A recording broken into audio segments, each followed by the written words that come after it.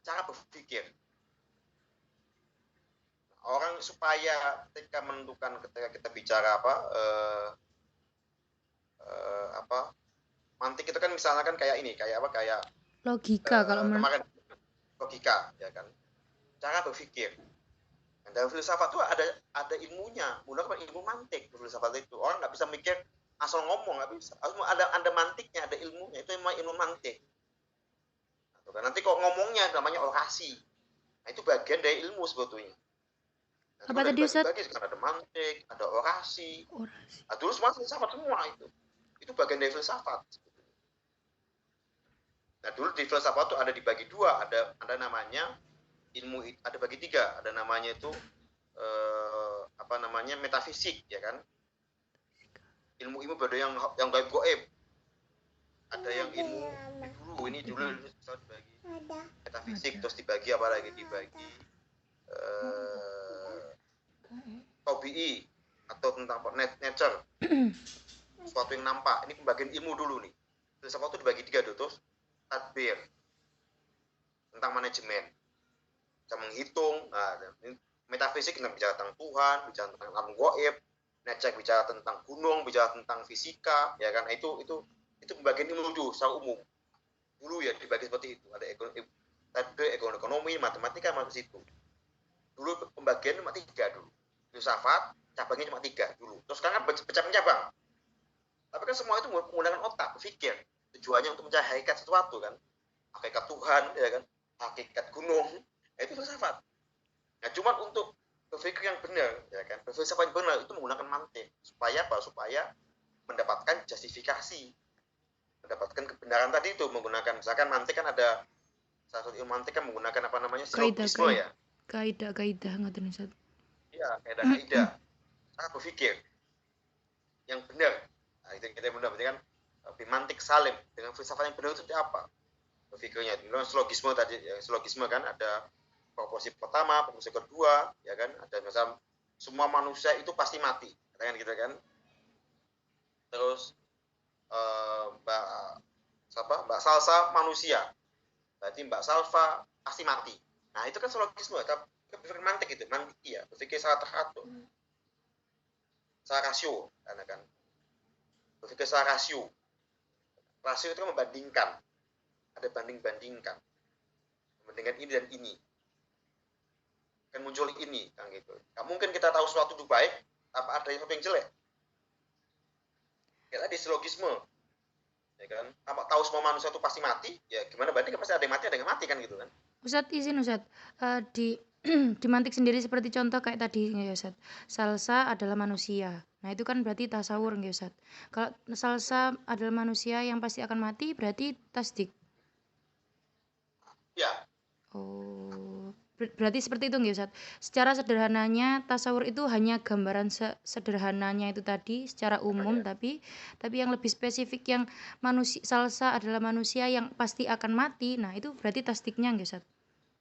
Ya, misalkan ya di pernyataan umum tadi kan apa namanya, pembenarannya akhirnya kan asal akan mati kan gitu kan, pembenarannya tuh. Tasdiknya tadi tuh. Ketika semua manusia itu pasti mati, asal ada manusia, asal pasti mati sebagai manusia kan. Itu seperti itu. Tasdiknya seperti itu, tasawurnya ya kan. Tasawurat itu kan orang bertasawur itu kan berpandangan kan, melihat sesuatu. Melihat sesuatu kan kalau logika kan pasti kan menggunakan rasio. Rasio itu kan rasional kan, ada rasional, berpikir rasional, berpikir mantiki. Dan rasional itu kan berasal dari ratio. Ratio itu kan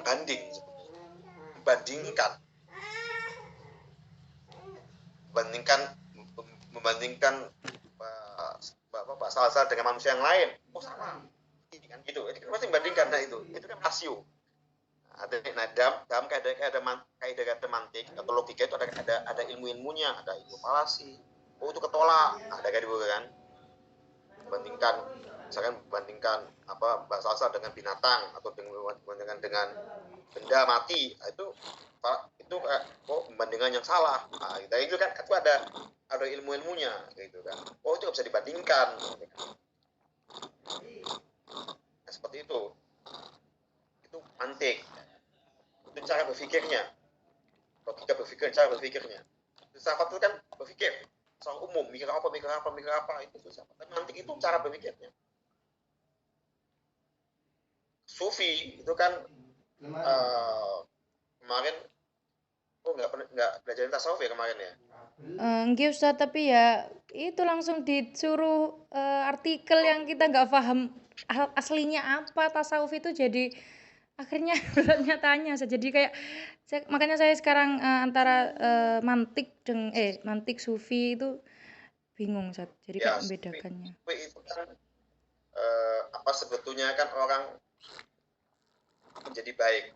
Sufi itu kan kalau kita secara bahasa itu kan banyak asal katanya ya. Ada bermakna sofa, bersih, suci, ada makna soft, bermakna barisan, orang yang selalu rajin sholat ibadah, ada yang beristilah apa namanya itu kain katun, orang yang sederhana, karena orang miskin itu kan pakai pakaian apa adanya. Jadi intinya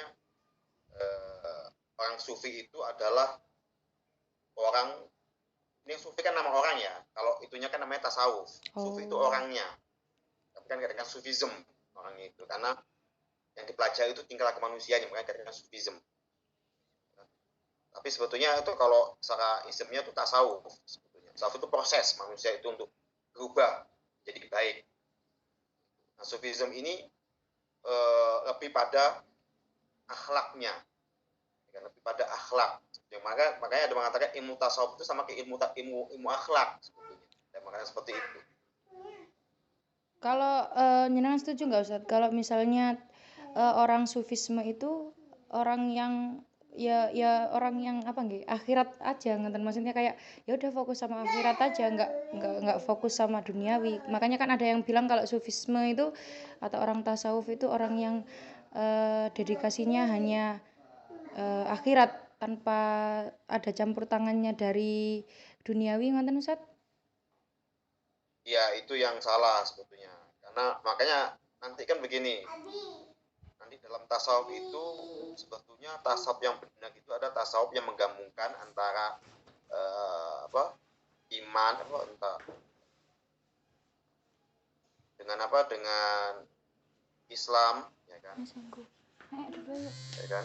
Iman dan akhlak kan gitu kan. Nah, Islam ini kan bisa dikatakan akidah. Akidah. Islam ini kan syariat atau fikih, ya kan. Iman ini bisa kita katakan akidah, ya kan. Terus ini kan ini ihsan, ihsan itu namanya akhlak. Jadi tasawuf itu menggabungkan tiga nih, iman, Islam, iman dan ihsan. Maksudnya fikih, akidah dan akhlak. Kalau dalam tatanan fikih, ya kan, orang melihat itu ada istilahnya muamalah, ya kan. Dan misalkan ada muamalah, ya kan. Saya kan ada muamalah, ada urusan ubudiyah kan, ada ubudiyah, ada muamalah duniawiyah. Nah, kita nggak lepas, kita sebagai manusia itu juga harus tidak melupakan dunia. Makanya dalam salah satu ajarannya tasawuf itu ada namanya zuhud kan. Zuhud itu mencoba untuk senantiasa menjauhkan diri kita atau tidak terlalu materialistis. Bukan anti material, ya, bukan kita nggak makan, bukan kita nggak kaya, ya kan. Tapi kekayaan itu apa? Karena untuk bersedekah. Itu kan zuhud juga sebetulnya. Nggak cinta harta gitu kan, nggak materi gitu kan. Kan beda ya, orang punya harta dan materi kan beda. Kalau materi kan tamat, nggak selesai. Kan harta pengen kaya, terus harta buat kaya, buat beli ini, tapi dia nggak bersedekah. Orang zuhud mungkin dia kaya, kalau dia kaya orang zuhud, jadi uang itu akan dibagi-bagi. Bagi-bagi cari duit, bagi-bagi biasa aja. Gitu. Jadi menghadapi dunia itu tidak materialis, itu kan zuhud.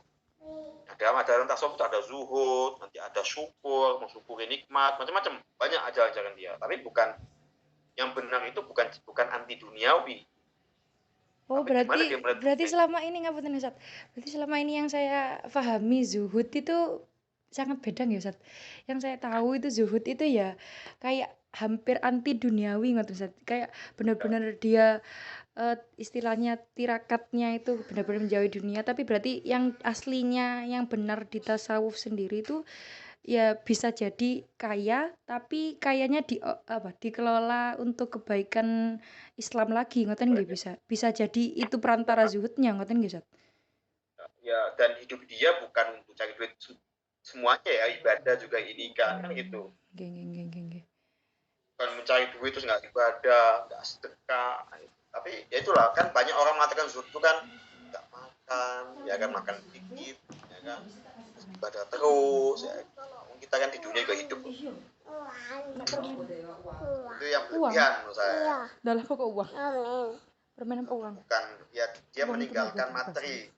materi itu bukan segala-galanya lah gitu kan. Ya kalau dia punya uang sedekahkan, tapi nggak miliki dia. Kalau dia punya kaya diambil terus dia beli mobil beli apa ya kan. Rasulullah itu kan juga ketika punya harta kan dibagi-bagi, dia nggak punya ya kan. Ada yang mengatakan Rasulullah kaya dengan menikah dengan Siti Khadijah kan kaya dia. Tapi kan dengan kekayaan dia biasa aja pakaiannya, ada mengatakan makanya Nabi itu dulu pakaiannya pakaian biasa saja, itu bukan pakaian orang kaya. Ya kan? Bukan kaya dalam artian bajunya baju emas, sutra kan tidak, jukatan biasa. Tapi bagus itu aja, simpel biasa gitu. Apakah Nabi nggak boleh kata-kata zuhud? Masa ada orang sufi lebih zuhud pada Nabi kan gitu? Kan tidak juga kan? Nabi juga punya kuda, punya pedang kan gitu kan? Ya tergantung kegunaannya apa. Ya kan? Kuda juga mahal kan? Pedang juga mahal gitu kan? Ya, kalau dinilai dengan materi, Nabi nggak punya apa-apa, punya baju aja comang camping itu aja kan? Nggak juga kan? Masa ada sufi lebih? Karena orang sufi itu meniru Nabi. Orang sufi itu meniru Nabi. Nggak ada yang lebih sufi pada Nabi kan itu kan? Masa ada orang sufi yang lebih sufi lebih zuhud dibanding Nabi kan itu? Soalnya kan ya, lebih Nabi lebih hebat ya.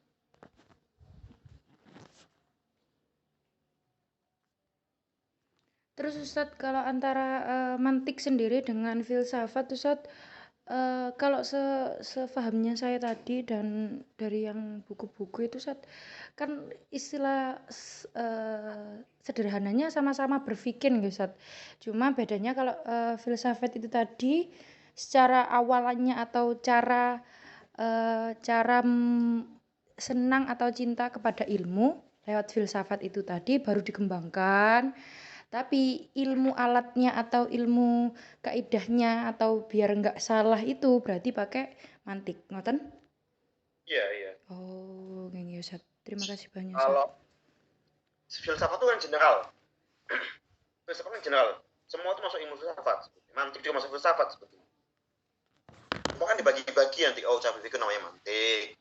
Ini namanya matematika kan gitu loh. Tapi sebetulnya kan semuanya itu filsafat tuh. Sekarang aja namanya itu ilmu pengetahuan. Itu nggak ada namanya ilmu pengetahuan. Sains nggak ada namanya sains. Sains kan dapat 19 toh. Pernah kita bahas toh. Dulu orang filsafat. Filsafat apa tuh. Nah, muncul ilmu-ilmu lain, ada mantik lah, ya kan, ada hitobah, ya kan, ada bahasa, ilmu bahasa, gitu. Nggak ada. Baru muncul kemudian dengan muncul berurutan, ada namanya kategorisasi ilmu, ada namanya apa? Istilahnya itu kategorisasi pembagian ilmu. Ini kan datang belakangan. Tapi sebetulnya induknya itu filsafat. Orang punya ilmu itu kan dari filsafat.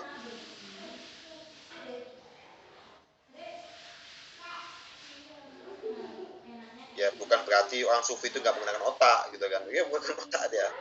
Makanya sufi itu ada namanya bagi-bagi. Ada sufi yang sufi falsafi, yang menggabungkan hati dengan ininya, ya kan? Ada yang sufi yang sifatnya sufi irfani gitu kan, yang sedikit menggunakan akalnya, nggak mungkin orang sufi nggak menggunakan akal, gitu. Pasti menggunakan akal. Nah, filsafat juga gitu, ada filsafat menggunakan hati juga ada, tapi kan kadarnya, ya kan, kadar jauh mana. Kalau dia sufi tapi banyak menggunakan akalnya, pada apa namanya, sufi falsafi, nah, gitu namanya. Kalau banyak menggunakan hati namanya sufi irfani, ada itu pembagian-pembagiannya. Orang filsafat kok dia agak sufi namanya sufi apa filosof mutasawif namanya. Orang filsafat yang kesufian. Seperti kemarin kita bahas tentang Al-Mawardi, ya kan? Itu sebenarnya Mulawardi siapa ya? Terus apa namanya? Mula Sadra.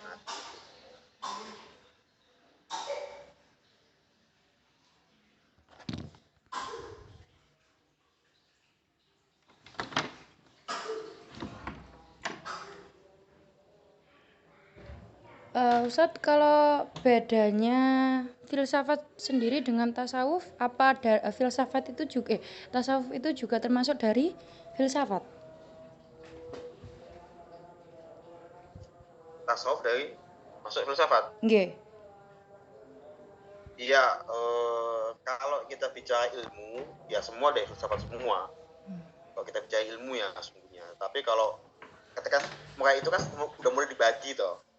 Ada filsafat, ada tasawuf, kan udah mulai pembagian. Dulu kan nggak ada pembagian. Nggih, Ustaz. Dulu nggak ada pembagian.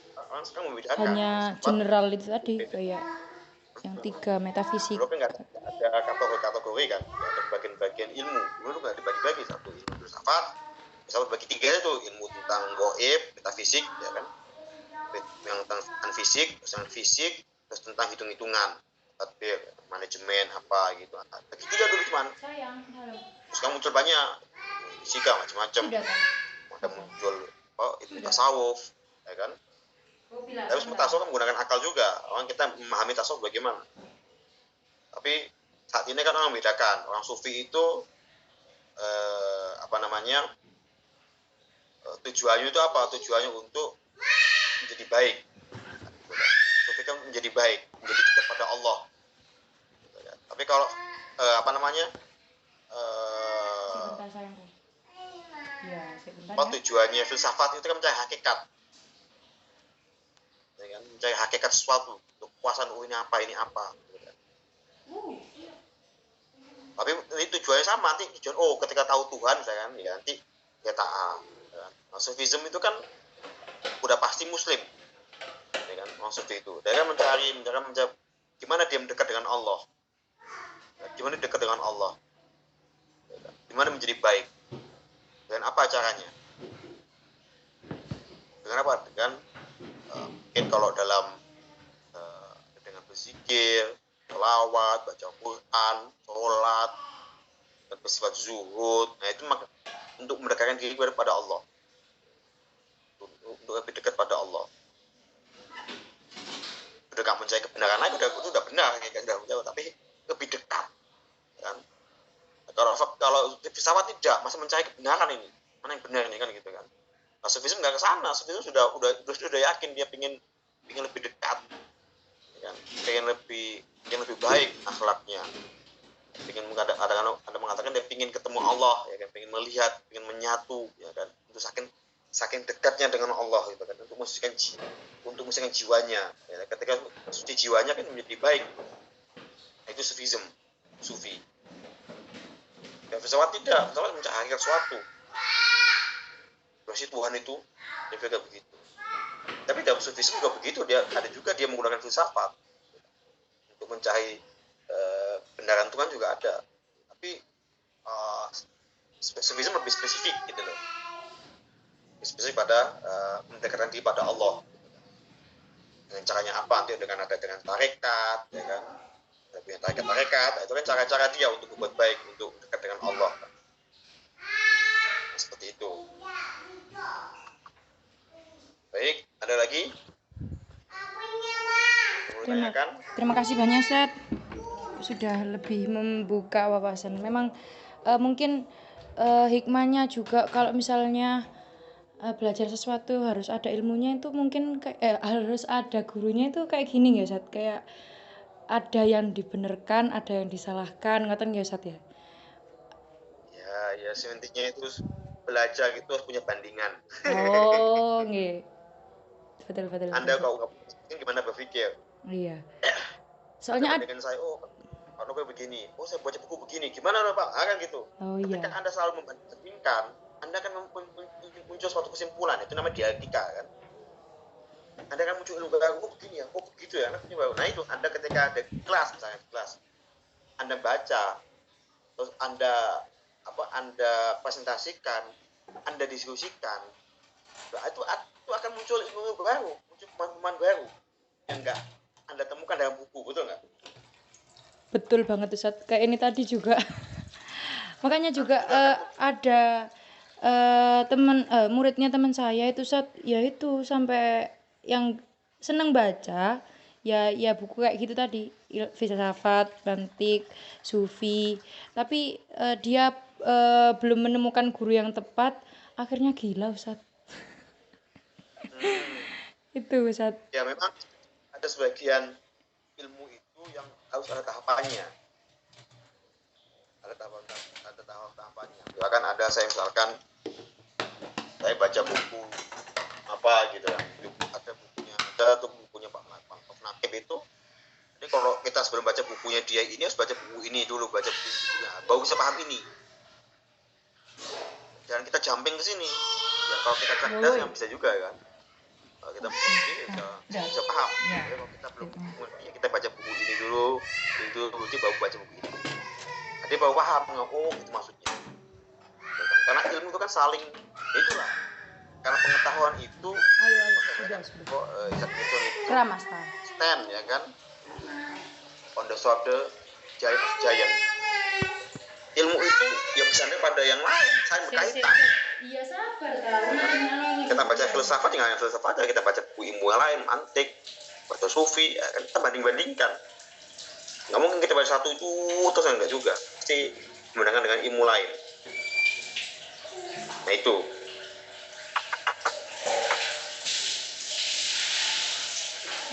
Baik. Silakan kalau ada yang lain, kalau tidak ada pertanyaan.